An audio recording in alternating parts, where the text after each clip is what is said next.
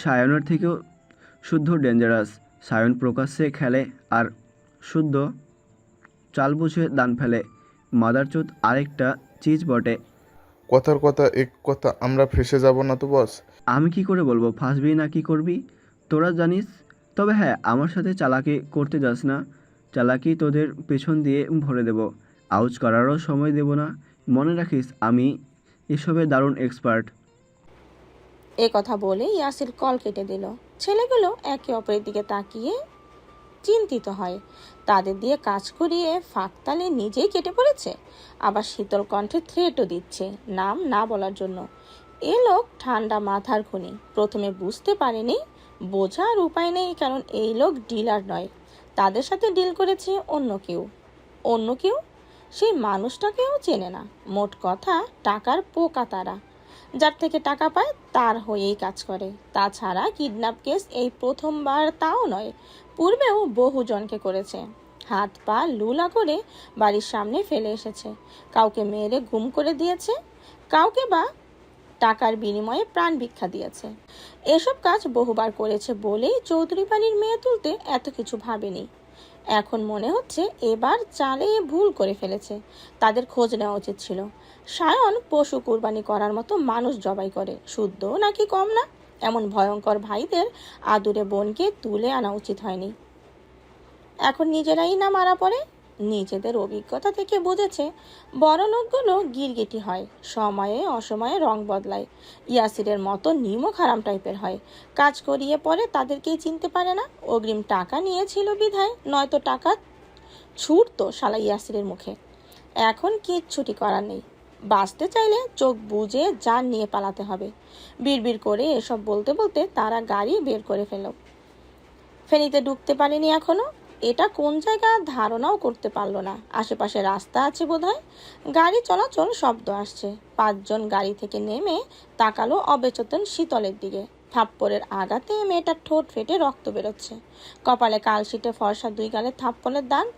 দলের ছেলেগুলোর একজন শীতলকে পরখ করে দাঁত বের করে হেসে বলল, মাম্মা, মাইয়া কিন্তু বহুত সুন্দরী।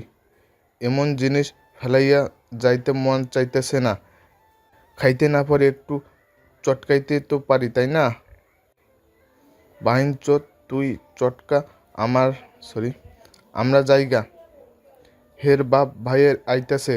হের ভাইরে তো চিনো না শালা, সে জল্লাদ, চোখের পলকে কল্লা কাটে। তার কল্লা ও কাইটা তোর মায়ের তবারক হিসাবে পাঠাই দেবে নে। সব জানি হের বইনরে উঠাইছিলি কেন তাহলে?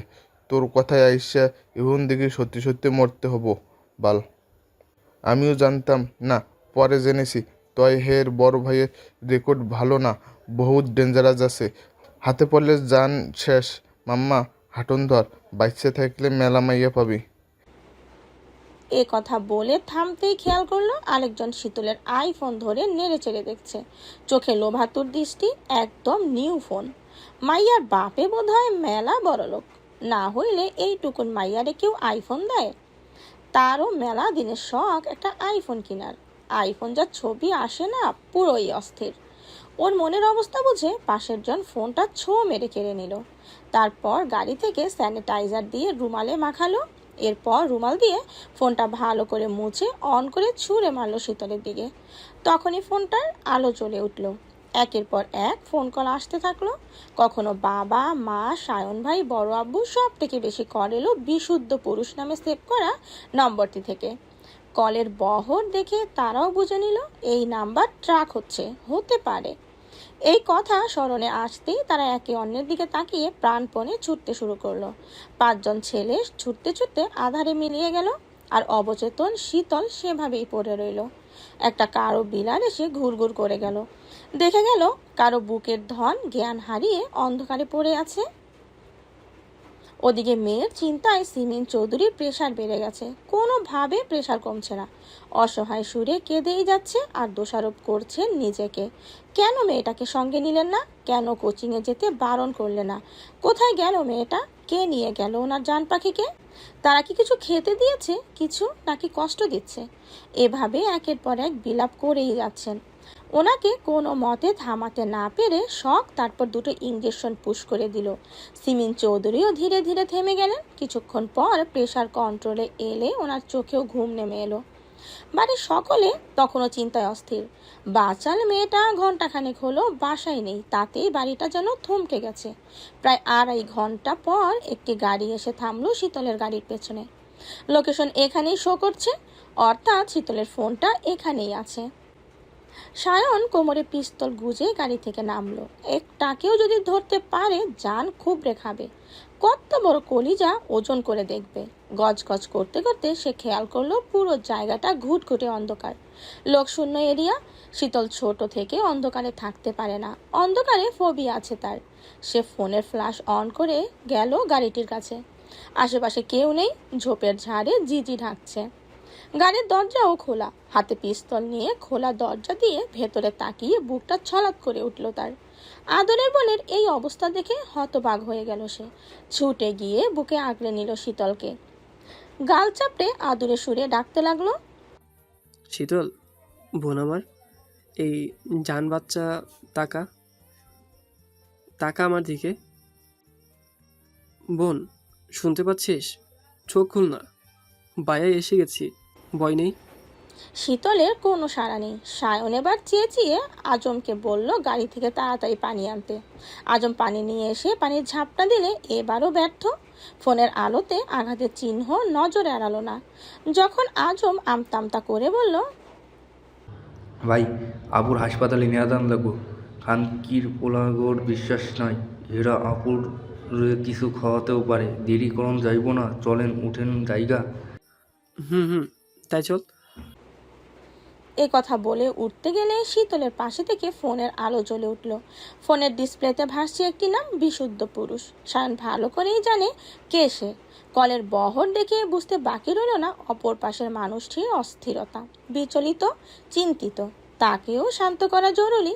তাই সে শীতলকে আগলে রেখে ফোনটা রিসিভ করলো। তখন শুদ্ধর বিচলিত কণ্ঠস্বর শোনা গেল। হ্যালো শীতল, আমার কথা শুনতে পাচ্ছিস? হ্যালো।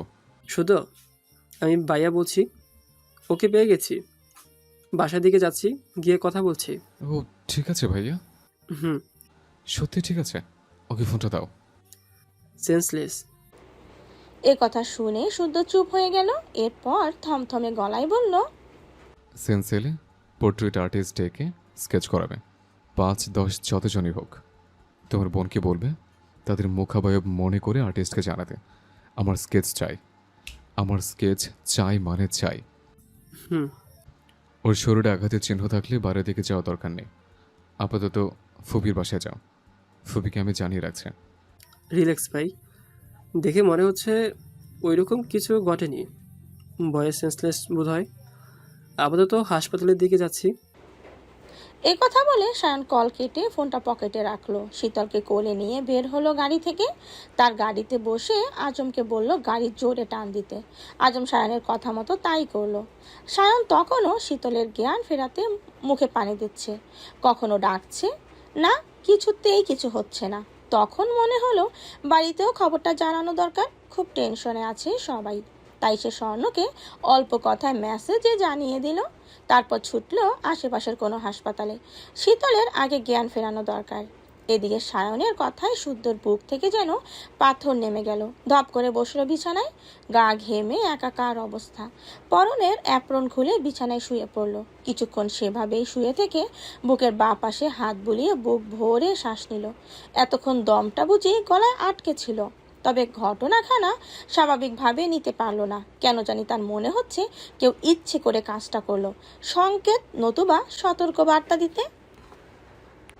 কিডন্যাপ করে নির্জন রাস্তা দিয়ে গিয়ে ফোন অন করে রাখার ব্যাপারটা আরো বেশি অস্বাভাবিক লাগছে। এটাও তো দেখতে হবে কার কলিজায় বার চড়েছে যে চৌধুরী বাড়ির মেয়ের দিকে হাত বাড়ায় কে। ব্যাপারটা ছোট করে দেখলে হবে না, নিশ্চয়ই এর পেছনে কেউ আছে। তবে কে সে, কি বা তার উদ্দেশ্য? মেয়েকে পাওয়া গেছে শুনে শাহজাদ চৌধুরী এই খবর জানিয়ে দিলেন। যেসব পুলিশ উপর মহলের আদেশে রাস্তায় নেমেছিল তারা ফিরে গেল। ট্রাফিক পুলিশদের কাছে বার্তা পৌঁছে গেল। ঘণ্টাখানিকের মধ্যে যেমন তৎপর হয়ে পড়েছিল তেমনি সবাই থেমে গেল সব কিছু পাওয়ার। হাতে পাওয়ার থাকলে সব সম্ভব, সব। যেখানে থানায় গেলে 24 ঘন্টার আগে মিসিং কেস নেয় না, সেখানে 1 ঘন্টার মধ্যে ঢাকা থেকে ফেনীর রাস্তা ব্লক করে ফেলেছে পুলিশ ট্রাফিক। সায়নের অবস্থান জেনে উনিও ছুটলেন আদরের মেয়ের কাছে। সায়ন ততক্ষণে শীতলকে একটা হাসপাতালে নিয়ে এসেছে, তাকে চিকিৎসা দেওয়া হচ্ছে। রেপ কেস ভেবে ডাক্তাররা প্রথমে হাত দিতে চাচ্ছিলেন না, পরে ডাক্তারকে বোঝানো হয়েছে পারিবারিক ক্ষোভ মেটাতে কিডন্যাপ করা হয়েছে, রেপ কেস না, রাগের মাথায় আঘাত করা হয়েছে। ডাক্তার আরও কিছু বলতেন, কিন্তু শাহাদাত চৌধুরীর পরিচয় পেয়ে দমে গেলেন। দ্রুত সেবা প্রদানের আধা ঘন্টা পর শীতলের জ্ঞান ফিরল, নিজেকে পেল হাসপাতালের বিছানায়। উঠতে গেলে টান খেলো হাতে, বা হাতে স্লাইন চলছে। সে চোখ ঘুরিয়ে দেখলো পুরো কেবিন। কে আনলো এখানে? আর ছেলেগুলো কই? ফোনটা কই? ফোন হারালে শুদ্ধ আধমরা করে দেবে। অনেক কেঁদে কেটে ফোনটা হাতিয়েছিল সে। আশপাশ তাকিয়ে ফোন না পেয়ে নাক টেনে কাঁদতে লাগলো। শরীরের আঘাতের চেয়ে তার ফোন হারানোর যন্ত্রণা সবচেয়ে বেশি। আঘাতের ব্যথা মেডিসিন নিলেই সেরে যাবে, কিন্তু ফোন হারালে শুদ্ধর খোঁচা মার্কা আজীবন শুনতে হবে। ছোটবেলায় অবুঝ শিশু ছিল, তখন কোলে হিসু করে দিত, এই নিয়ে এখনো কথা শুনতে হয়। এখন বড়বেলা, এবার আর রক্ষে থাকবে না। সায়ন কি ভেবে কেবিনে উকি মেরে দেখে শীতল কাঁদছে। বোন কাঁদছে দেখে হন্তদন্ত হয়ে কেবিনে ঢুকলো সে। ব্যথা বেড়েছে নাকি কাউকে না দেখে ভয় কাটছে? আগে মেয়েটাকে স্বাভাবিক করতে হবে, কথা বলে ভয় কাটাতে হবে। তাই সে গাল ভরে হেসে বলল, কিরে ছুটকি, কাঁদছিস কেন? ক্ষুধা পেয়েছে? আমার ফোন কোথায় শায়ন ভাই? আমার কাছে। কই দেখি। উফ, বাসলাম। না হলে শুদ্ধ ভাই আমাকে মেরে আধমরা করে দিত। কি আশ্চর্য, তুই এতক্ষণ ফোনের জন্য কাঁদছিলি? হুম। এই কথা শুনে সায়নের হাসি পেলেও নিজেকে সামলে নিল। তার পকেট থেকে ফোন বের করে শীতলের হাতে দিল। ফোন পেয়ে শীতল কল দিল শুদ্ধকে। শুদ্ধ যেন এই কলের আশাতেই এতক্ষণ। চট করে কল রিসিভ করে দেখতে পেল শীতলের মুখ। তীক্ষ্ণ নজরে দেখে গেল ঠোঁটের পাশ, কপালের কালশিটে। তখনই কানে এলো শীতলের চঞ্চল কণ্ঠস্বর। শুদ্ধ ভাই ফোন হারায়নি। তার কণ্ঠে অবাধ খুশি।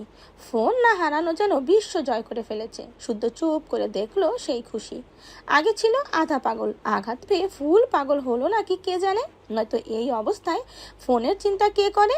তখন শীতলই বেশ গর্ব করে বলল, শীতলের থেকে ফোন করা এত সোজা না, বুঝলেন? বুঝলাম, তবে হারালে তোকে কি যে করতাম। কি করতেন? তোকে কুচি কুচি করে কেটে ধুয়ে মশলা মাখিয়ে বিরিয়ানি রান্না করতাম। নাম দিতাম ব্যাঙাচি বিরিয়ানি। তারপর বিলিয়ে দিতাম। ছোট বাচ্চারা খেয়ে তৃপ্তি ঠেকুর তুলে আমার জন্য দোয়া করতাম। অন্যায়, ঘোর অন্যায়। আমার একটা নাম আছে শুদ্ধ ভাই, আপনি সেই নামকে এভাবে অপমান করতে পারেন না। দুটো খাসি কেটে দাদু আকিকা দিয়ে নাম রেখেছে আমার, আর আপনি কি না সেই নাম গুম করে আমাকে ব্যাঙাচি নামের নামকরণ করলেন? তোর নামটা যেন কি? একই কাণ্ড, কপালে আঘাত পেলাম আমি আর স্মৃতি হারালেন আপনি। থাপ্পড় না খেলে যা জিজ্ঞেস করছে বল। সুবহানা চৌধুরী শীতল। শীতল মানে ঠান্ডা, উষ্ণতাহীন। তোর মাঝে কি ঠান্ডা স্থির বলে কিছু আছে? নেই। তোর দাদা পাগল বলে ভুল মানুষকে ভুল নাম দিয়েছে। যদিও তোর দাদা আমারও দাদা, নাতি হিসেবে দাদার ভুল শুধরানোর দায়িত্ব তো আমারই। তাই আজ সঠিক মানুষকে সঠিক নামে নামকরণ করলাম। তাই বলে ব্যাঙাচি? একদম খাপে খাপ। শীতল মুখ ফুলিয়ে তাকিয়ে রইল শুদ্ধের দিকে। ভিডিও কলে কথা বলছে তারা। ডিসপ্লেতে ভাসছে দুজনের মুখ। নিজের ছবির দিকে নজর গেলে শীতলের কান্না পেল। ইস, মুখের কি অবস্থা তার!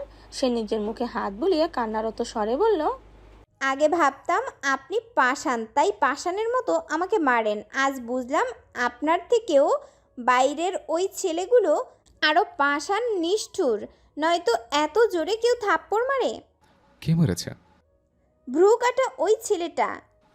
কপালে ব্যথা পেলে কিভাবে? কি জানি, মনে নেই, তবে ওই ছেলেগুলোই কিছু করেছে। মারলো কেন তারা? কথা বলেছি তাই। হিজাব কি ওরাই খুলেছে? হুম। এবার সে গড় গড় করে বলতে লাগলো ঘটে যাওয়া ঘটনা। শুদ্ধ চুপ করে শুনল। ঠিক এই কথা শোনার জন্যই এতক্ষণ আবল তাবল বকছিল, কারণ সে জানে শীতলের পেট পাতলা, একবার কথা শুরু করলে পেটে যা আছে সব উগলাবে। অদূরে বসা সায়ন ঠোঁট কামড়ে হাসছে বাইয়ের বুদ্ধিমত্তা দেখে। এই কাজ যদি সে করতো তাহলে শীতল রয়ে শোয়ে মনে মনে করে বলতো, অথচ শুদ্ধকে এমনভাবে বলছে যেন মজার গল্প শোনাচ্ছে। শুদ্ধ তীক্ষ্ণ বুদ্ধিতে ক্যাচ করে নিল ওই ছেলেগুলো 5 জন ছিল। তাদের ফেস কেমন ছিল, কে কানে কম শোনে, কার গায়ে ড্রেস কেমন ছিল, কে কাকে মেরেছে, কে গালি দিয়েছে, কে হিজাব খোলার দুঃসাহস দেখিয়েছে, সব বলল। আরও বলল গাড়ির মধ্যে এক একজনের সাথে বারবার কথা বলছিল। কলে কথা বলার সময় কলদাতাকে ভাই ভাই করে সম্বোধন করছিল, অর্থাৎ মেইন কালপিট একটা ছেলে। সব শুনে 5 জন ছেলের হুবহুব মুখাবয়ের বর্ণনা শুনে শুদ্ধ অন্য হাতে থাকা ফোনের রেকর্ডার অফ করলো। কথা বলা অবস্থায় পাঠিয়ে দিল অর্কের নাম্বারে, সঙ্গে ছোট্ট একটা বার্তা, আর্জেন্ট। অর্ক মেসেজ দেখে সেন্ড করলো তার বড় ভাইয়ের কাছে। উনি আবার এসবের কাজ করে, সেও ভাইকে জানিয়ে দিল আর্জেন্ট কেস। কারো উপরে ভরসা না করে শুদ্ধ এক জায়গায় বসেই কাজ চালিয়ে গেল। শীতলকে বারবার এই ঘটনার কথা মনে করতে যেন না হয়, তাই এই কাজ করেছে। এরপর কিছুক্ষণ কথা বলে কল কাটলো শুদ্ধ। শীতল এবার বক বক করতে লাগলো সায়নের সাথে, পুরনো গল্প মনে করে খুব হাসলো। শাহজাদ চৌধুরীও তাল মেলালো তাদের সাথে। তারপর শীতলের স্যালাইন শেষ হলে সায়ন আর শাহজাদ চৌধুরী তাকে নিয়ে রওনা হলো বাসার দিকে। চৌধুরী নিবাসে পৌঁছাতে পৌঁছাতে বেঁচে গেল ভোর 4টা। ড্রয়িং রুমে সবাই তাদের অপেক্ষায়, টেনশনে ঘুম নেই কারো। সায়ন ঘুমন্ত শীতলকে কোলে নিয়ে বাড়িতে প্রবেশ করলো, ইশারায় বলল শব্দ না করতে। সবাই তাই করলো। ফুলের মতো স্নিগ্ধ মুখে আঘাতের দাগ দেখে সবার বুক ভার হলো, কাঁদলেনও নিঃশব্দে। সায়ন বোনকে রুমে শুয়ে নিচে আসতেই সারাফাত চৌধুরীর রোষানলে পড়ল। উনি সায়নকে সরাসরি বললেন, এই ঘটনা এবারই প্রথম? আমার মনে হয় না। এত বছর এমন শত্রু তৈরি করেছি যারা আমার বাড়ির মেয়ের দিকে হাত বাড়াবে, কত বড় স্পর্ধা। আমি আবারও বলছি, নিজেকে শুধরে নাও। তোমার না হয় মরার ভয় নেই, কিন্তু তোমার কাজের ফলে আমার অন্য সন্তানের প্রাণনাশের কারণ না হয়। তোমার কর্ম যেন তোমার বোনরা কখনো অসন্তুষ্টিত না হয়। আজ মেয়েটা বেঁচে গেছে, বারবার বাঁচবে এমনটা নয়। আজ না হয় শীতলের উপর হামলা করেছে, কাল স্বর্ণাকে টার্গেট করবে না, এমন গ্যারান্টি কে দেবে? সায়ন মেঝেতে দৃষ্টি রেখে বাবার কথাগুলো শুনলো। বাবার কথার ধরনে স্পষ্ট, উনি ধরে নিয়েছে সায়নের জন্য এই ঘটনা ঘটলো। বোন কিডন্যাপ হওয়ার পেছনে সেই দায়ী, যদিও জোর দিয়ে কিছু বলতে পারবে না, কারণ রাজনীতিতে এসব কমন হতেও পারে। রাজনীতিতে জড়ানোর পর বাবা ভালো কথা বলে না, এখন যেমন রুটভাবে কথাগুলো বললেন সেভাবেই বলে। এতদিন শুনতে শুনতে গা সওয়া হয়ে গেছে, তাই জবাব না দিয়ে সিতারাকে বলল খেতে দিতে। রান্না বাড়া করাই আছে, কেউ কিছু মুখে তুলেনি, তাই উনি সবাইকে খেতে ডাকলেন। শাহজাদ চৌধুরী ফ্রেশ হতে গেছে, কাল দুপুরের পরই চলে যাবেন। সিমিন তো এখনো ঘুমে।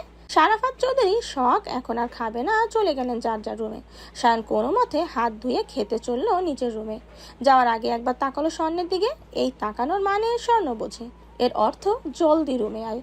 স্বর্ণ বিরক্তিতে মুখ কুচকালো। তার মুখ দেখে সায়ন বুঝলো স্বর্ণ আসবে না, তাই মাছ সিঁড়িতে দাঁড়িয়ে গম্ভীর স্বরে বলল, পেন কিলার থাকলে রুমে দিয়ে যা, মাথায় ব্যথায় মরে যাচ্ছে, দেরি করে থাপ্পড় গাল লাল করে দেব। ছেলের কথা শুনে সিতারা চৌধুরী খ্যাক করে উঠলেন, বললেন, এটা কেমন ব্যবহার সায়ন? ছোট বোনের সাথে কেউ এভাবে কথা বলে? তো কিভাবে বলে? সুন্দর করে বল, না বলে পাবি না পেইন কিলার। সায়ন দীর্ঘশ্বাস চাপলো, 2 আঙ্গুল কপালে ডলে স্বর্ণের দিকে তাকিয়ে হাত জোর করে বলল, মার্জানা, করুণ চৌধুরী কন্যা, অনুগ্রহপূর্বক একটা প্রতিষেধক দিয়ে আমাকে ধন্য করুন প্লিজ। ছেলের কাণ্ডে সিতারা এবার হেসে ফেললেন। মাকে হাসতে দেখে সায়ন স্বর্ণকে শীতল চাহনি ছুঁড়ে হন হন করে চলে গেল। তাকে যেতে দেখে স্বর্ণ বিড়বিড় করে বলল, মন ভরে বাপের দোচন খেলো, বাপকে কিছু বলতেও পারলো না, অথচ এখন সব রাগ উগরাবে আমার ঠোঁটের উপর। বেয়াদব নষ্ট পুরুষটাকে নিয়ে আমার হয়েছে যত জ্বালা। স্বর্ণ, এই স্বর্ণ, এই বেদব, আর কত গিলবি? শহীদ না হওয়া অবধি। আমাকে নামতে হলে আজ সত্যি সত্যি আমার হাতে খুন হবি। দোতলায় নিজের রুমে শুয়ে পা নাচাতে নাচাতে কথাটি বলল সায়ন। এমন ভাব যেন অসহ্য যন্ত্রণায় ছটফট করছে সে। স্বর্ণ কেবল মুখে এক রকমা ভাত দিয়েছে, বেচারি গিলা দূর মুখ নাড়িয়ে চিবাতেও পারেনি। তার আগেই অধৈর্য হয়ে ডাকতে শুরু করেছে সায়ন, সমানে চেঁচাচ্ছে। স্বর্ণ চুপচাপ শুনল, তবে উঠে যাওয়ার প্রয়োজন বোধ করলো না। কেউ না জানুক, সে তো জানে কেন চেঁচাচ্ছে। মাথা ব্যথা নাকি ছাই, পাজি ছেলের ধান্দা অন্য কিছু খুব ভালো করে জানে সে। যাবে না, সে সত্যি যাবে না। শখ আপুর কাছে ধরা খেয়েও শখ মেটেনি ফাজিল ছেলের। থাকবে কি করে? লজ্জা বলে কিছু থাকলে তো। নিজের রুমে শুয়ে শখও শুনছে সায়নের গলার স্বর, হাসছে মিটিমিটি। ভাইয়ের মাথাটা বুঝি সত্যিই গেছে। প্রেমে পড়লে বুঝি এমনই হয়। এদিকে ছেলের কাণ্ডে সিতারা নিজের কাছে থাকা পেন কিলার নিয়ে ছুটলেন দোতলায়। ছেলের বুঝি সত্যিই মাথা ব্যথা করছে, নয়তো এভাবে ডাকাডাকি করতো না নিশ্চয়ই। বড় মাকে দেখে স্বর্ণ ঠোঁট টিপে হাসলো। তার জায়গায় বড় মাকে দেখে স্বর্ণের মুখটা কেমন হবে ভেবে হাসি চওড়া হলো। সিতারার সামনে হাসি আটকাতে গ্লাস উঁচিয়ে একটু পানি খেলো, নয়তো এভাবে হাসতে দেখলে প্রশ্নে তোপে পড়তে পারে। ওদিকে সায়ন শুয়ে অস্থির অস্থির করছে, এপাশ ওপাশ করে চোখ বুঝে আবারও ডাকার আগে মাকে দেখে বোকা বোকা হাসলো। ঠোঁটে হাসি এঁটে উঠে বসলো। সিতারা সঙ্গে আনা মেডিসিন ছেলের হাতে ধরিয়ে গ্লাস এগিয়ে দিলেন। সায়ন মুখ কাচুমাচু করে হাঁটে মেডিসিন নিয়ে চুপ করে বসে রইল। তার তো কোথাও ব্যথা ট্যাথা কিছু নেই। আসলে স্বর্ণকে একটু কাছে পেতে এতক্ষণ তাড়া দিচ্ছিল, নয়তো পাজি মেয়ে আসতো না। কিন্তু এখন কি হবে, কি বলে বাঁচবে? মনে মনে এ কথা ভেবে সায়ন কথা গুছতে লাগলো, কিন্তু সেই মুহূর্তে কথা খুঁজে পেল না। পৃথিবীতে কথার আকাল পড়ে গেল নাকি কে জানে। ছেলেকে বসে থাকতে দেখে সিতারা তার মাথায় স্নেহের হাত বুলাতে বুলাতে বললেন, কি হলো বাবা, খা। হ্যাঁ, হুম, এই তো খাচ্ছি। খুব বেশি মাথা ব্যথা? কড়া করে 1 কাপ চা করে দিই? না না না, চা খেলে এখন আর ঘুম আসবে না। আমি বরং ঘুমানোর ট্রাই করি। ওষুধটা খেয়ে নে বাপ, তারপর ঘুমো। আমি চুল টেনে দিচ্ছি, এমনিতেই ঘুম চলে আসবে। এ কথা বলে সিতারা সায়নকে তাড়া দিয়ে ওষুধ খাওয়ালো। সায়নও খেতে বাধ্য হলো। তারপর উনি ছেলে শিওরে বসে কখনো ছেলের মাথার চুল টেনে দিতে লাগলেন, কখনো কপাল টিপতে থাকলেন। মনে মনে সায়ন স্বর্ণের গুষ্টি উদ্ধার করে চোখ বুজে নিল। একটু পর ছেলেকে গভীর নিঃশ্বাস ফেলতে দেখে সিতারা লাইট অফ করে চলে গেলেন। উনি যেতেই সায়ন উপর হয়ে শুয়ে বিড়বিড় করে বলল, খেতে চাইলাম সুন্দরী বউ, অথচ খেতে হলো পেন কিলার। কপাল। এ কথা বলে স্বর্ণকে গালি দিতে দিতে সে সত্যি সত্যি ঘুমের দেশে পাড়ি জমালো। ঘড়ির কাঁটা চলছে টিকটিক করে। রাতের শেষ প্রহর, নিবাসের সকল সদস্য গভীর ঘুমে মগ্ন। তখন কেউ দোতলা রুমের দরজা খুলল। পা টিপে টিপে বের হলো সন্তর্পণে। গুটি গুটি পায়ে এগিয়ে দরজার হাত ছোঁয়ালো। পাসওয়ার্ড টিপে প্রবেশ করলো রুমে। এদিক ওদিক উকিচুকি মেরে নিঃশব্দে দরজা আটকা দিল। লাইট জ্বালালো, বিছানায় বসলো। এরপর চোখ বুলালো চারপাশে। সামনে থাকা বিশাল বড় ড্রেসিং টেবিলের আয়নায় নিজের প্রতিচ্ছবি দেখে মলিন হাসলো। হাত রাখলো আঘাতপ্রাপ্ত ঠোঁটের কোণে। তখন হাতের ফোনটা ভাইব্রেট হতে দেখে হাসলো। জানতো কলটা এখনই আসবে। সে কল রিসিভ করে গা এলিয়ে দিল নরম বিছানায়। নাকে এসে ঠেকলো খুব পরিচিত গ্রান। তখন ফোনের ওপাশে নীরবতা। কিছুক্ষণ পর কানে এসো বেঁধলো বিঘল গমগমে সেই কণ্ঠস্বর। এত রাতে আমার রুমে গিয়ে, হ্যাঁ ঘুমাসনি কেন? ঘুম ভেঙে গেল আর আসছে না। এজন্য আমার রুমে আসতে হবে? এলে কি ক্ষয়ে যাবে? কেন, রুমে কি হিরে জহরত লুকিয়ে রেখেছেন যে ভয় পাচ্ছেন? চুরি করি তাহলে? শুনি কি সেই কৌশল? আমি অসুস্থ, বকবেন না খবরদার। এখনো ব্যথা আছে? আছে শুদ্ধ ভাই। হুম, আমাকে এই ফোনটা দেওয়ার কারণ কি? বলেছি তো, বিয়ের কাজ কতদূর এগুলো জানার জন্য। কাজ শুরু করিনি এখনো। কাল থেকে শুরু কর, বিয়ে করব। বিয়ে করা জরুরি হয়ে দাঁড়িয়েছে। হঠাৎ বিয়ে পাগল হয়ে গেলেন কেন? কাহিনী কি? বয়স তো কম হলো না? তাই বলে হঠাৎ করে কেন? ওসব তুই বুঝবি না, আরো বড় হও।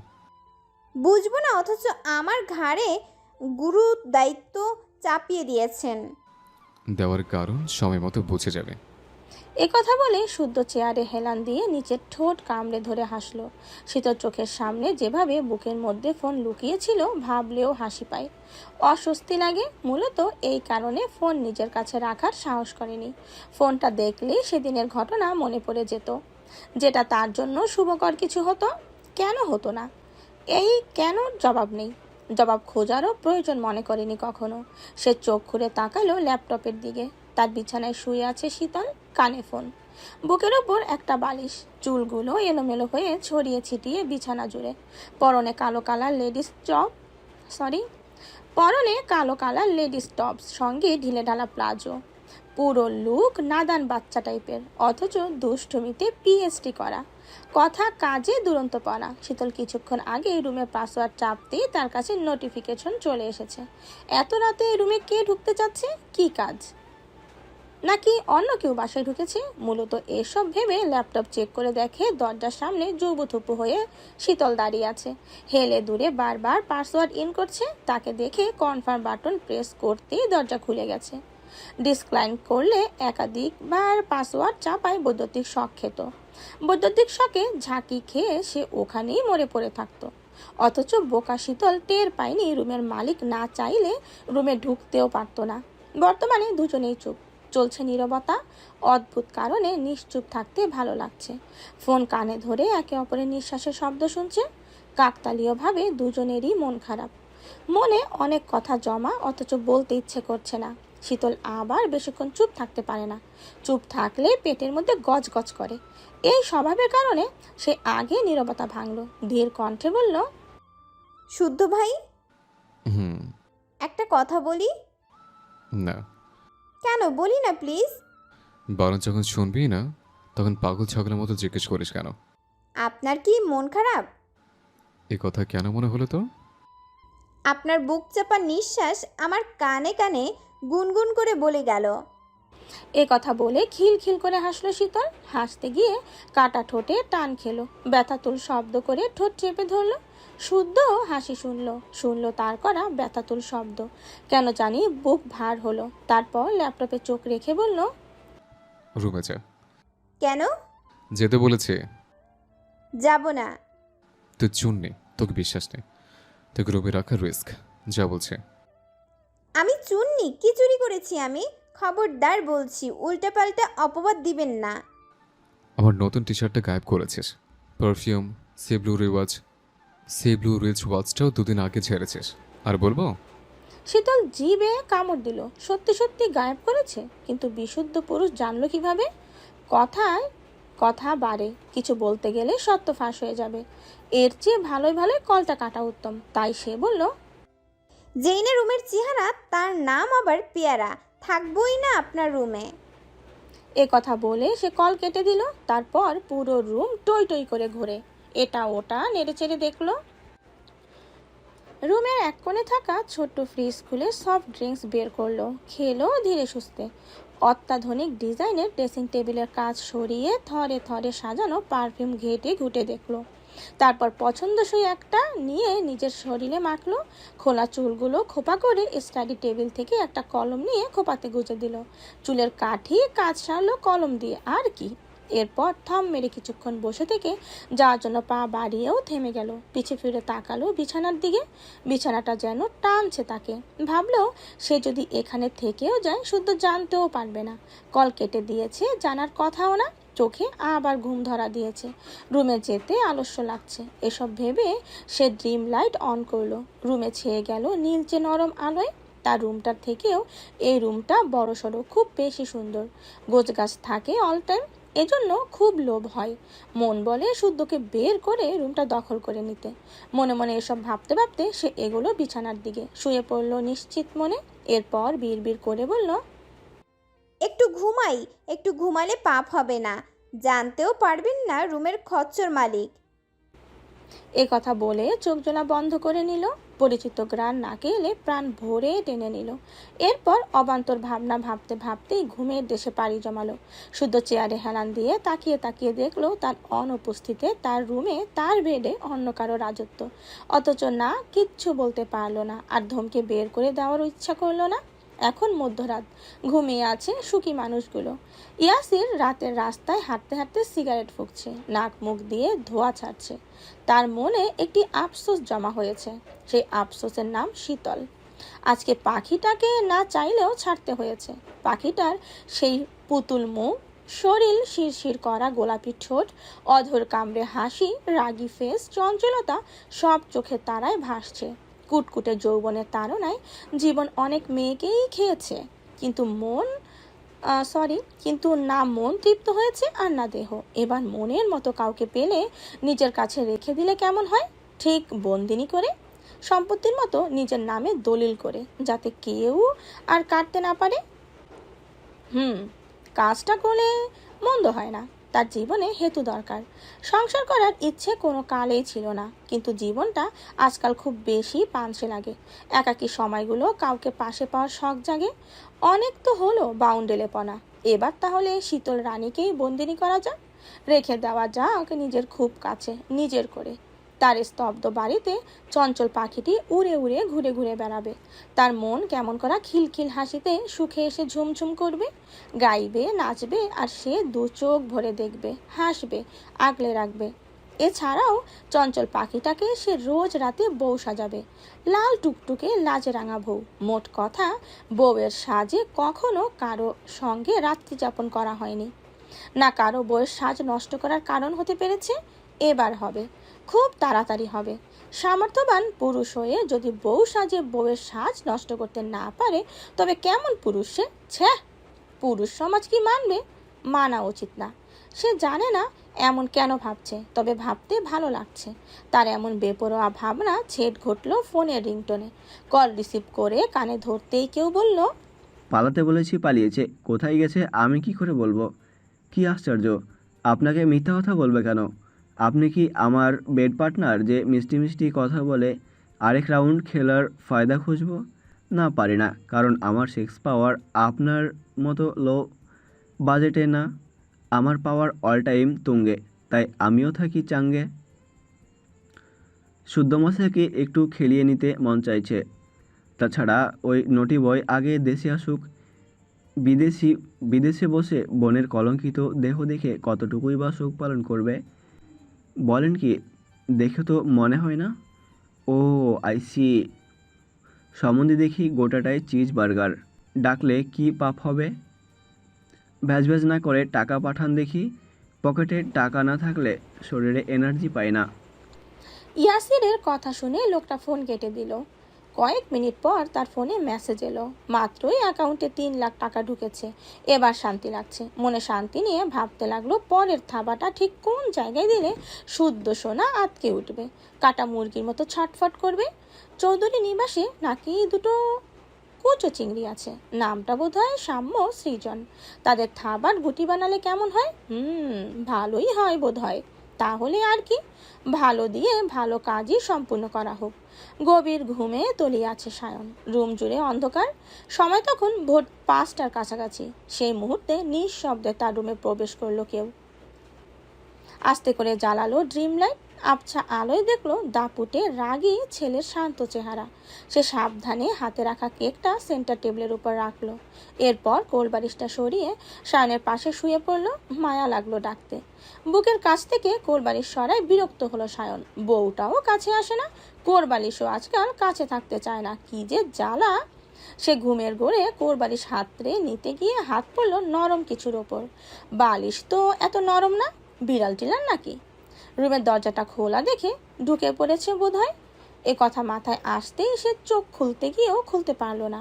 কেউ চোখের ওপর হাত রেখেছে, তার খুব কাছে ঝুঁকে এসেছে, কানে কানেও বলছে, শুভ জন্মদিন শাহরিয়া চৌধুরী। শুভ হোক আপনার জীবনের আগামী পথ চলা। সুখ ও স্বাচ্ছন্দ্য এসে আলোকিত করুক আপনার জীবন। সায়ন হাসলো। তার চোখ থেকে হাত সরালে ঘুম ঘুম চোখে দৃষ্টি মেলতেই চোখের তারায় বিস্ময় খেলে গেল। তড়িৎ উঠতে বসতে নিজেও নিজেকে দমিয়ে নিল। চোখ ডোলে আবার তাকালো। স্বর্ণও তাকিয়ে আছে। সায়ন অবাক হয়ে দেখছে শাড়ি পরা স্বর্ণকে। স্বর্ণ শাড়ি পরে না, কালে ভাদ্রেও না, আর পরলেও কখনো বাইরে যায় না। অথচ আজ এ রূপে, এ বেশে তাকে দেখে সায়ন কথার খেই হারিয়ে ফেললো। শুধু মুগ্ধ নয়নে দেখে গেল তার মনোহরিণীকে। তারপর আজ লাভ হলে স্বর্ণের 2 গালে হাত রেখে বলল, কাজী অফিস খোলা থাকবে এখন। না। কাজীর বাড়িতে লোক পাঠায় তুলে আনুক বেটাকে। হুম। তাহলে তুই কিছু একটা কর, কি করব? হয় বিয়ে নয়তো বেসামাল আমিটাকে সামনে নে। এ কথা বলে স্বর্ণ সরে গেল। কেকটা এনে দাঁড়ালো ঠিক সায়নের সামনে। সায়নের চোখে মুখে মুগ্ধতা, বিহ্বলতা, অপ্রত্যাশিত ভালো লাগায় বুক ভরে গেছে। স্বর্ণ সেজেছে, তার স্বর্ণ তার জন্য সেজেছে। যত্ন করে চোখে কাজল পরেছে, ঠোঁটে লিপস্টিকের হালকা ছোঁয়া, অঙ্গে জড়ানো তারই দেওয়া জামদানি শাড়ি। আচ্ছা, শাড়িটি বেশি সুন্দর নাকি তার স্বর্ণ অঙ্গে জড়িয়েছে তাই এত সুন্দর লাগছে? সায়নকে ড্যাব ড্যাব করে তাকিয়ে থাকতে দেখেও স্বর্ণ কিছু বলছে না, হাসছে না, আর না লজ্জায় নুয়ে পড়ছে। সে সায়নকে উঠে বসিয়ে ইশারায় কেক কাটতে ইশারা করলো। সায়ন কেকটা সামনে রেখে স্বর্ণকে হ্যাঁচকা টানে বসালো তার সামনে, খুব শক্ত করে জড়িয়ে ধরলো পেছন থেকে। গ্রীবায় থুতনি ঠেকিয়ে চুমু খেলো, খোঁচা দাড়ি ঘষে দিল মসৃণ ত্বকে। কদিনের না কামানো দাড়ির খোঁচা খেয়ে স্বর্ণ বিরক্তি নিয়ে তাকালো। সরে বসার চেষ্টা করলো কিন্তু পারলো না, আটকা পড়লো পুরুষালী শক্ত বাঁধনে। সায়ন তার হাতের উপর হাত রেখে কেক কাটলো, দুজনকে খাওয়ালো। স্বর্ণ রিচ ওয়াচ গিফট করলো এবং নিজের হাতে তা পরিয়ে দিল। সায়ন তাকালো জানালার দিকে। দেয়াল ঘড়িতে বাজে 5:48। বাইরের আলো ফোটেনি।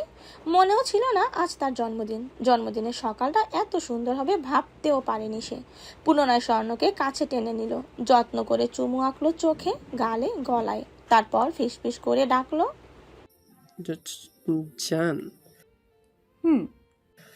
চলো না বিয়ে করে ফেলি, আজই বাসায় জানিয়ে দেই।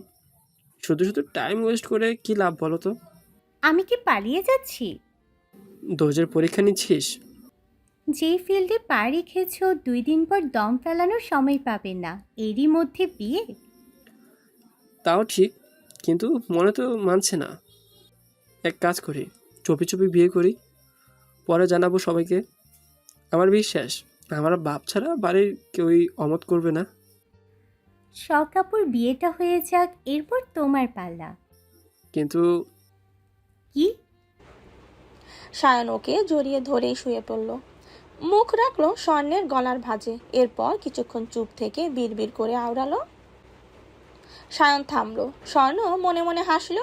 তারপর সায়নের চুল খামচে ধরে গলার ভাঁজ থেকে মুখ তুলে চোখে চোখ রাখলো। সায়নের নির্ধারণ ফেজে নজর ঘুরালো, কপাল, গাল, নাক, ঠোঁট রেখে চুমু আঁকলো খোঁচা খোঁচা দাড়ির থুতনিতে। তারপর বলল, স্কলারশিপ নিয়ে 2 বছরের জন্য বাইরে চলে যাই। কেন?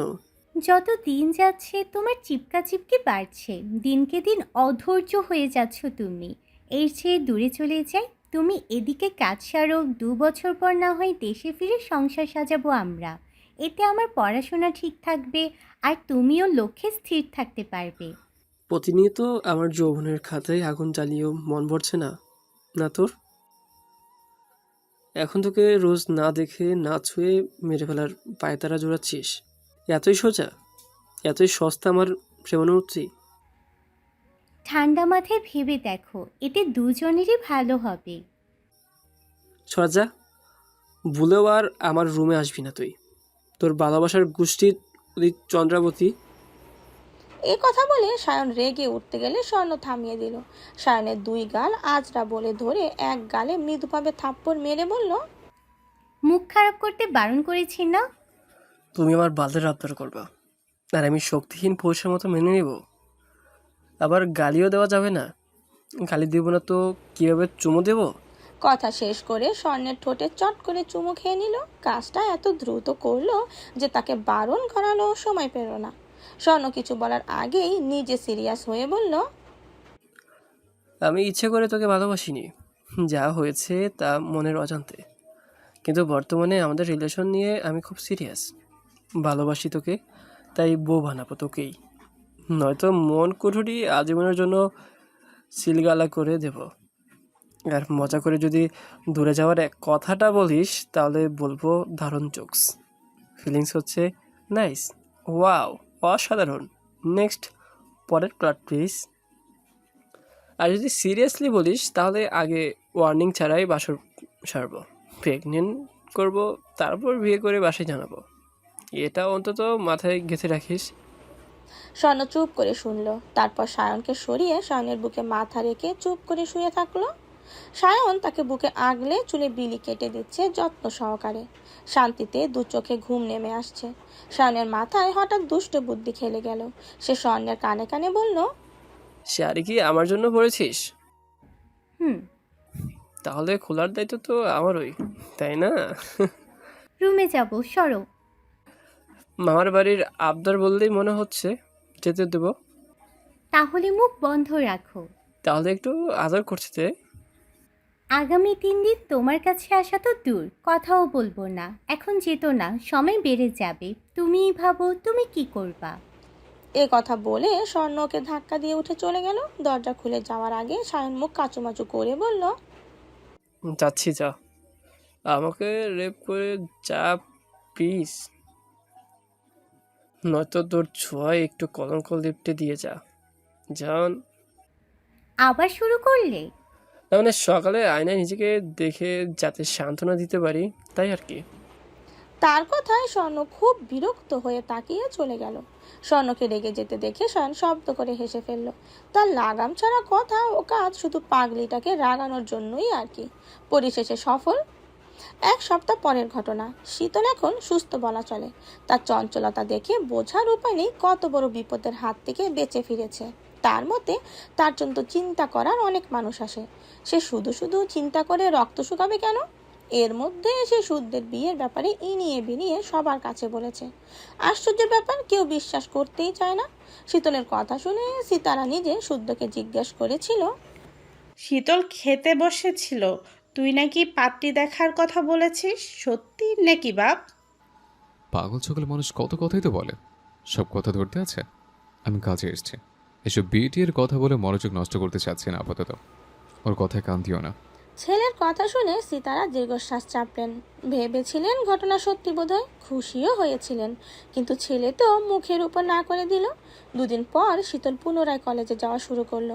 কেউ বাধা দিল না, তবে সায়ন 3 বোনের জন্য কড়া সিকিউরিটি ব্যবস্থা করলো, যেটা 3 বোনের কেউই টের পেল না। শুদ্ধ স্কেচগুলো পেয়ে গেছে, সায়নকে পাঠিয়েছে, কাজ করতে শুরু করে।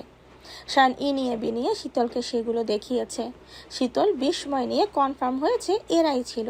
বোনের কথা শুনে সায়ন মাথায় হাত বুলিয়ে হাসতে হাসতে জিজ্ঞেস করেছিল, বোন, মনে কর এই ছেলেগুলোকে হাতের কাছে পেলে তখন তুই কি করবি? মাফ করে দিবি? মোটেও না, ওরা আমাকে মেরেছে, মেরে ঠোঁটের রক্ত বের করেছে। যখন আমার বুকে লাথি মারলো, আমার মনে হয়েছিল আমি মরেই যাব। শ্বাস নিতে পারছিলাম না, হৃৎপিণ্ড যেন ছিটকে বেরিয়ে আসবে, এমনভাবে লাফাচ্ছিল। বিশ্বাস করো ভাইয়া, খুব কষ্ট হয়েছিল আমার, খুব। ওদের পেলে করাত দিয়ে ওদের হাত কাটবো, কাঁচা চামচ দিয়ে ওদের হাড় খুঁচিয়ে দেব। বেয়াদবগুলো, তখন বুঝবে কারো বুকে ব্যথা দিলে কেমন লাগে। তোর এমনভাবে কেউ তাদের মেরে তোর কাছে পার্সেল করলো, ভয় পাবি না তো? মোটেও না। তাহলে আবেদন মঞ্জুর করা হলো। মানে কিসের আবেদন, কিসের মঞ্জুর? ও কিছু না, তুই পেয়ারা খা, আমি জায়গা। সায়নের কথার আগামাথা কিছুই বুঝলো না সে। পেয়ারা খাওয়াতে মন দিল। সিতারা এসে তখন জানালেন শুদ্ধকে নাকি কলে পাচ্ছেন না। ছেলেটার সাথে কথা হয়নি গতকাল থেকে। এ কথা শুনে শীতল নিজেই ফোন করলো শুদ্ধকে। কলের পর কল দিতেই থাকলো, তবুও কেউ রিসিভ করলো না। 8 বারের বেলা কেউ রিসিভ করে বলল, হেই শীতল, শুদ্ধকে আটকাও বোন। আটকাবো? কিন্তু কেন, কি হয়েছে? লাইফ রিস্ক নিয়ে স্কাই ডাইভিং করার পায়তারা জুড়েছে। কার উপর রেগে আছে কে জানে। এটা আবার কি? একটা কাজে প্রাইভেট জেট নিয়েছিলাম, এখনও বলছে প্যারাশুট নিয়ে জেট থেকে লাফ দিবে। এই পাগলকে কি করে সামলাবো আমি? লাফ দেবে মানে? চলন্ত জেট থেকে লাফ দেবে? তাও একা নয়, ঐশ্বর্যকে নিয়ে। ঐশ্বর্যকে? আমাদের দলের হার্ট হ্যাকার দেখবে ওদের। এ কথা বলে কামরান ফোনের ব্যাক ক্যামেরা অন করতেই দেখতে পেল শুদ্ধকে। সাদা টি শার্ট, কালো প্যান্ট পরা সুদর্শন যুবকটির কাঁধে ব্যাগ। সে কথা বলতে বলতে জেটের দরজা খুলে দিল শুদ্ধ। কামরান তাকে বলতেও পারলো না শীতল কলে আছে, তাকে দেখছে। তার আগে শুদ্ধ লাফ মেরে জেট থেকে। এর পরপরই লাফ দিল আরেকজন। তার শারীরিক গঠন বলে দিচ্ছে সে মেয়ে। চোখে মুখে আত্মবিশ্বাসের ছাপ, অপরূপ সৌন্দর্যে অধিকারী বলার অপেক্ষা রাখে না। কামরান ক্যামেরা নিচের দিকে তাক করতেই দেখতে পেল শুদ্ধ পড়ে যাচ্ছে নিচের দিকে। নিচে বড় বড় পাহাড়, উপর থেকে পড়লে বাঁচানো যাবে না, শেষ শেষ। এটুকু দেখে ভয়ে শীতলের দেহ কাঁপতে লাগলো, ঘামতে লাগলো ধরধর করে। তার দেখার সাহস করলো না। সে চিৎকার করে উঠল, শুদ্ধ ভাই, কে আছো? ওকে বাঁচাও। এই কথা বলে চট করে উঠে দাঁড়ালো শীতল। কোলের উপরে থাকা চিপসের প্যাকেট পড়ে যেতে গেল মেঝেতে। হাউ মাউ করে কাঁদতে লাগলো করুণ সুলে। ডাকতে লাগলো বড় মাকে, বড় আব্বুকে। কর্ণকুহরে প্রতিধ্বনি হতে লাগলো বড় আব্বুর বলা পুরনো কথাগুলো। তোমরা এক একজন আমার জীবন্ত বাগানের জীবন্ত ফুল। তোমাদের কারো কিছু হলে আমি একটু ভালো থাকবো না, খুব কষ্ট পাবো, বেঁচে থাকার শক্তি হারাবো। আর তোমরা ভালো থাকলে আমি খুব ভালো থাকবো, সুখে থাকবো। আমার জীবন সুখ ছন্দে পরিপূর্ণ থাকবে। শুদ্ধ ভাইয়ের কিছু হলে বড় আব্বুর কি হবে? সায়ন শুদ্ধ দুটোই ওনাদের সন্তান হলেও শুদ্ধ ভাইকে বড় আব্বু একটু বেশি ভালোবাসে। আর বড় মা ভালোবাসে সায়ন ভাইকে। মোট কথা, শুদ্ধ ভাই সত্যি সত্যি মরে গেলে তাকেই বা ধমকাবে কে, মারবে কে, এটা ওটা কিনে দেবে কে, খোঁচা মেরে কথা বলবে কে? চৌধুরী নিবাসের সব থেকে খারাপ মানুষটা হচ্ছে শুদ্ধ ভাই। তাই বলে সে কখনো চায়নি সে হারিয়ে যাক, ফুরিয়ে যাক, তার এমন করুণ পরিণতি হোক। আর কেন চাইবে? শাসন করলে, লাগ ঝাল দেখালে সে জানে শুদ্ধ সবার ভালো চায় সব সময়। অথচ সেই মানুষটা থাকবে না একথা ভাবতেও পারছে না সে। এ কি হয়ে গেল? কি ঘটে গেল তাদের সাথে? আচমকা শীতলের চিৎকার শুনে থমকে দাঁড়িয়েছে সারাফাত চৌধুরী। ঘাড় ঘুরিয়ে তাকালেন হাউ মাউ করে কান্না করা শীতলের দিকে। সিঁড়ি দিয়ে নামছিলেন তিনি। উদ্দেশ্য কড়া করে এক কাপ চা পান করার। মাথাটা ধরেছে খুব, কাজের চাপ বেশি থাকায় বিশ্রাম হচ্ছে না তেমন। শরীরটা খারাপ লাগায় বাড়িতে ছিলেন। মাথা ব্যথার কথা সহধর্মিণীকে জানালে নিচে আসতে বলে সিতারা চুলায় চা বসিয়েছে। উনি যতবারই চা বানাবে দুই যাও সুর সুর করে চলে আসবে, দাঁড় বের করে হাসবে। হাসির মানে চায়ের ভাগ চায়। চা দিলে গরম চায়ে চুমুক দিয়ে চোখ বন্ধ করে বলবে, ভাগ্যিস পার্স হালানোর বাহনায় বড় ভাইয়ার সাথে তোমার পরিচয়টা হয়েছিল, না হলে এত স্বাদের চা মিস করে ফেলতাম। স্বাদের জীবনটাও অর্ধেক বৃথা হয়ে যেত। বাড়ির বাচ্চারা শুনে ফেললো, লজ্জার অন্ত থাকবে না। তাই সিতারা দু যাকে ধমকে থামালেও তার মুখে থাকে লাজুক মিষ্টি হাসি। ওনাকে লজ্জা পেতে দেখে হেসে ওঠে সিরাত আর সিমিন। কথায় কথায় খোঁচাতে থাকে গম্ভীর সারাফাত চৌধুরীকে প্রেম রোগের রোগী বানানোর অপরাধী হিসাবে। এই মুহূর্তে সিতালার পাশে দাঁড়িয়ে সিমিন চিংড়ি মাছ কাটছেন। বাড়ির ছেলে মেয়েগুলো ওনার হাতে চিংড়ির মালাইকারি পছন্দ করে। সায়ন তো একাই খাবে 3-4 পিস। খেতে খেতে বলবে, ওহ ছোট আম্মু, স্বর্ণের বডি দেখে সোনা বাঁধানো কপাল। শাশুড়ির হাতের অমৃত খাবার ফ্রিতে খেতে পারবে। এ কথা শুনে শীতল স্বর্ণের দিকে একবার তাকিয়ে গাল ভর্তি হেসে জবাব দিবে, শুধু আপুর না, আমার বরেরও। কথাটা সায়নের খুব একটা পছন্দ হবে না। সে খাওয়া থামিয়ে সিরিয়াস কণ্ঠে প্রতিবাদ করবে, চিংড়ি ইলিশে তোর বড় অ্যালার্জি আছে, সে এসব খেতে পারবে না। আর খেলেও আমার ভাগে কম পড়বে, তাই সাথে করবো না। তুমি কি করে জানলে আমার বরের অ্যালার্জি আছে? জানি সব জানি। কিভাবে জানো শুনি? শুধু আমি না, শুধু জানে। জিগাবরে শুদ্ধ ভাই, আপনিও জানেন? হুম। বলুন না সেই সৌভাগ্যবান কে? চিনি, চেনা জানার মধ্যে। হুম। আমাদের পাড়ার কেউ? হুম। কে সে? প্লিজ বলুন না, বলুন। পাড়ার মোড়ের গাবু পাগলা।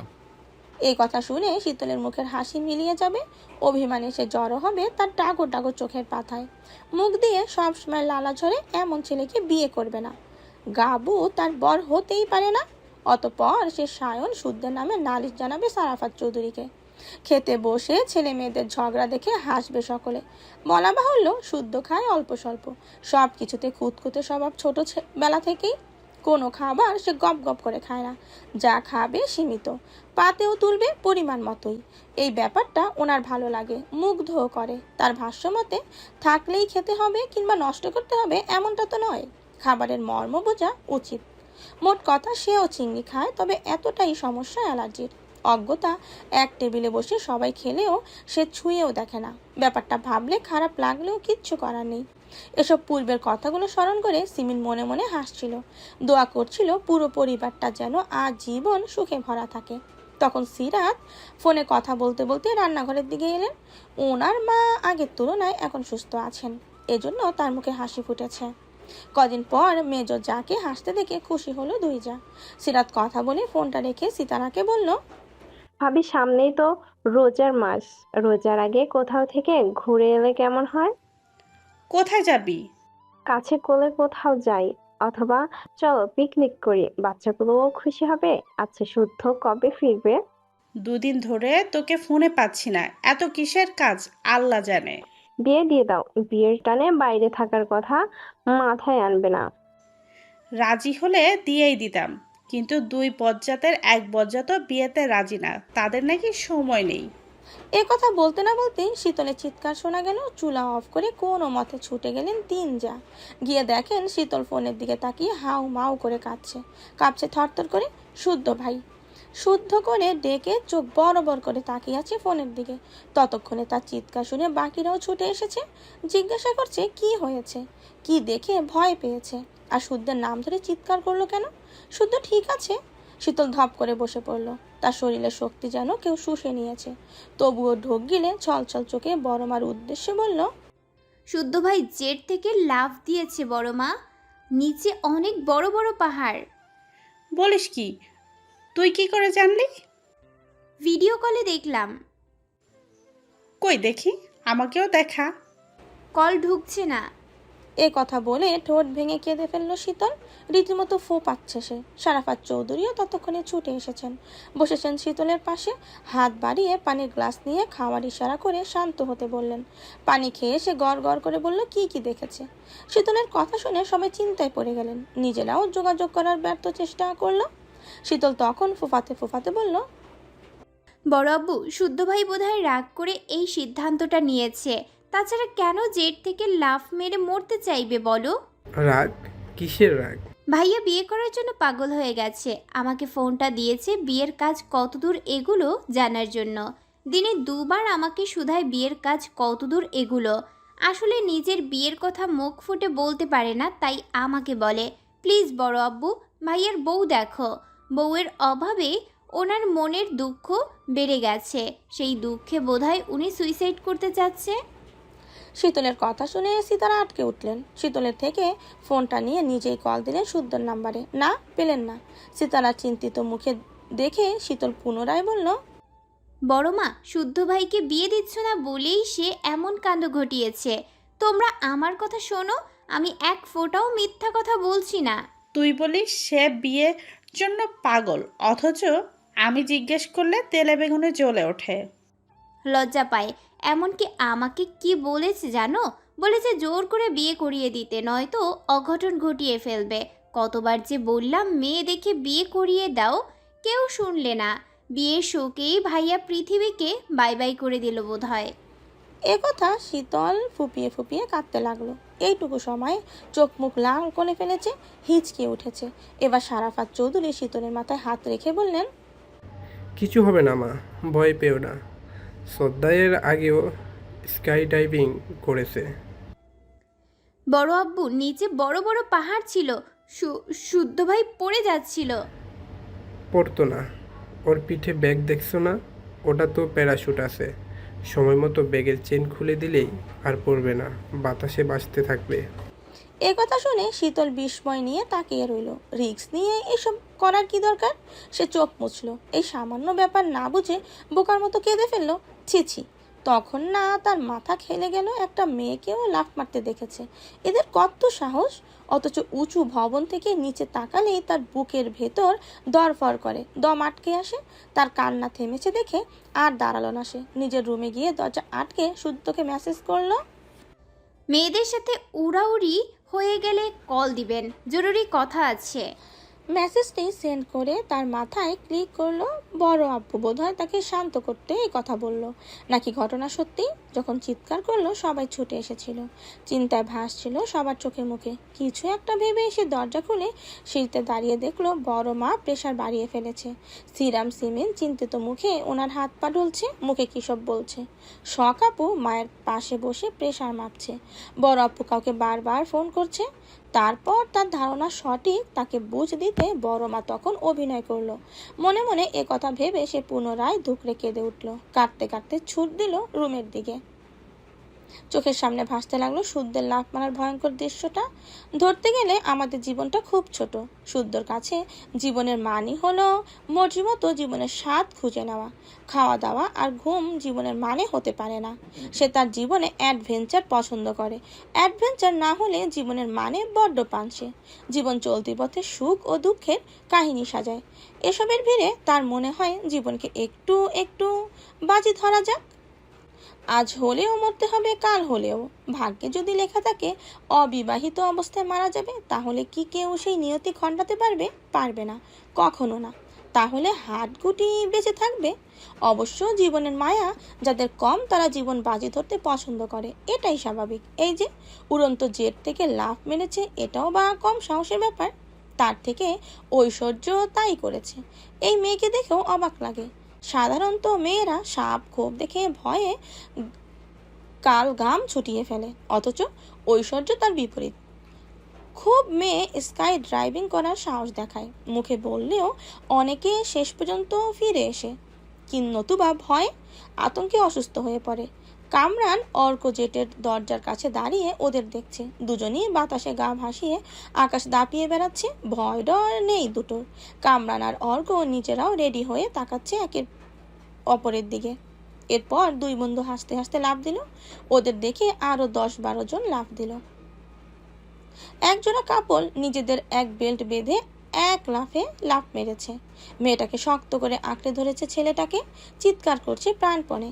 সেই জায়গাটুকু মুহূর্তের মধ্যেই পিঁপড়ার মতো আরো অনেকে দেখা গেল। ঐশ্বর্য দাপুতের সাথে দমে আছে প্যারাসুটে, চোখে মুখে অত্যাধিক খুশির মাত্রা। স্কাই ড্রাইভিং তার কাছে খুব পছন্দের রাইড। এই রাইডে লাইফ রিস্ক আছে, মারাত্মক খুশি আছে। মোদ্দা কথা, লাইফ রিস্ক আছে বলেই তার ভালো লাগে। সে আকাশপানে একবার তাকালো শুদ্ধের দিকে। শুদ্ধ তাকিয়ে আছে নিচে থাকা বিশাল সমুদ্রের দিকে। টলটল করছে নীল পানি, উপরের থেকে অসাধারণ লাগছে। ভাবছে অন্য কথা, মুখে মিটি মিটি হাসি। তার থেকে কিছুটা দূরে অর্কের ডাক শুনে শুদ্ধ সেদিকে তাকালো। অর্ক দাঁত কেলিয়ে চিৎকার করে বলল, চল ফিরে যাই। তোরে যা। শীতল কাঁদছে কে ভাই? কাদুক, মজা করছি না, কামরানের কসম। তোরে কি জানলে শীতল কাছে? ফোন করছিল, ফোন করেছিল তোকে। এই হারামজাদা তোর লাভ মারা দেখিয়েছে ওকে। তারপর? কল কেটে গেছে। মেয়েটা বোধহয় ভয় পেয়েছে। শুদ্ধ কিছু বলল না, দৃষ্টি সরিয়ে নিল। কিছু বলেও লাভ হবে না যতক্ষণ না নিজে কথা বলবে। এর পরের ঘটনাও তার জানা। শীতল কাঁদবে, সেই কান্না দেখে তার মা সহ বাড়ির শুদ্ধ সবার কানে ঘটনা খানা পৌঁছে যাবে। তার মায়ের উচ্চতায় ফোবিয়া আছে। ছেলে লাইফ রিস্ক নিয়ে আকাশে দাপিয়ে বেড়াচ্ছে, এ কথা ভেবে হয় ওনার প্যানিক অ্যাটাক হবে, নতুবা টেনশনে প্রেশার বাড়িয়ে ফেলবে। মূলত এজন্যই কোনো কাজের কথা কাউকে বলতে চায় না। এখন কিছু করারও নেই, কাঁদতেই থাক। কাঁদলে চোখ পরিষ্কার থাকে। তাকে চুপ থাকতে দেখে কামরান হাসলো, তারপর ভুরু নাচিয়ে বলল, বুকের জ্বালা কমাতে ল্যান্ড করো বন্ধু।